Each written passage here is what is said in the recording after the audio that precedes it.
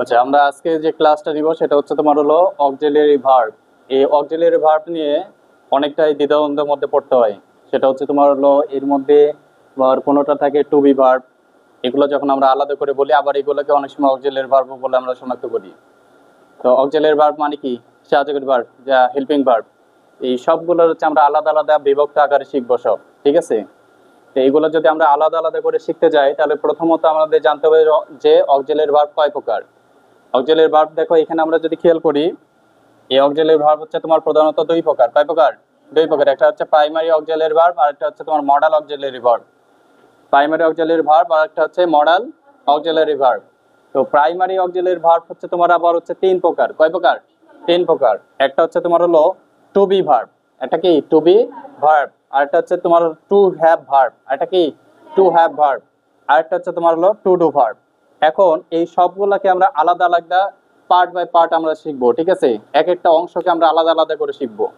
তাহলে এখানে two be verb কোনগুলা? এই টু বি ভার্ব হচ্ছে তোমার সাধারণত এম ইজার, কি কি আছে?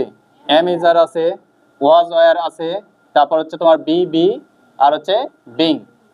তাহলে আমাদের প্রত্যেকটা আলাদা আলাদা করে জানতে হবে। আচ্ছা, যদি আমরা আলাদা আলাদা করে জানতে চাই, তাহলে দেখো তো এই এম ইজার কোথায় কোথায় বসে, এটা আমাদের জানতে হবে। তো এম ইজার হচ্ছে তোমার সাধারণত প্রেজেন্ট টেন্সের ক্ষেত্রে। কোন টেন্সের ক্ষেত্রে? প্রেজেন্ট টেন্সের ক্ষেত্রে। এরপর যখন আমরা যাব পাস্ট টেন্সের ক্ষেত্রে, তাহলে তোমার হচ্ছে ওয়াজ ওয়ার বসবে। কি বসবে? Was were. এরপর যে বি বিং আর বিং আছে, তিনটা আছে, এই তিনটার মধ্যে এটা হচ্ছে প্রেজেন্ট ফর্ম। এটা কি প্রেজেন্ট ফর্ম। তারপরটা এটা হচ্ছে পাস্ট ফর্ম, আর এটা হচ্ছে পাস্ট পার্টিসিপলের ক্ষেত্রে বিন বসে। ক্লিয়ার? যখন ভার্বের 3 নম্বর রূপ বসবে তখন হচ্ছে বিন। 1 নম্বর হলে বি আর 2 নম্বর হলে বিং। ক্লিয়ার? এগুলো কিন্তু ভেঙে ভেঙে ওইভাবে বোঝানো না হলেও এখন সবগুলো এই একটা ক্লাসের মধ্যে শেষ করবো আমরা। কারো কোনো সমস্যা থাকলে প্রশ্ন করবা।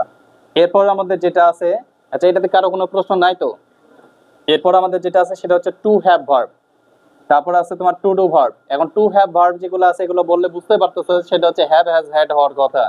তো এখানে হ্যাভ হ্যাজ সাধারণত প্রেজেন্ট টেন্সের ক্ষেত্রে বসে। কোন টেন্সের ক্ষেত্রে? প্রেজেন্ট টেন্সের ক্ষেত্রে। আর হ্যাড শুধুমাত্র পাস্ট টেন্সের ক্ষেত্রে। হ্যাড শুধুমাত্র পাস্ট টেন্সের ক্ষেত্রে। তাহলে মনে রাখার সুবিধা হচ্ছে তোমার টু বি ভার্ব যদি বলা হয়, টু বি ভার্ব সাধারণত এম ইজ আর, ওয়াজ আর, বি বিং, আর হচ্ছে বিন।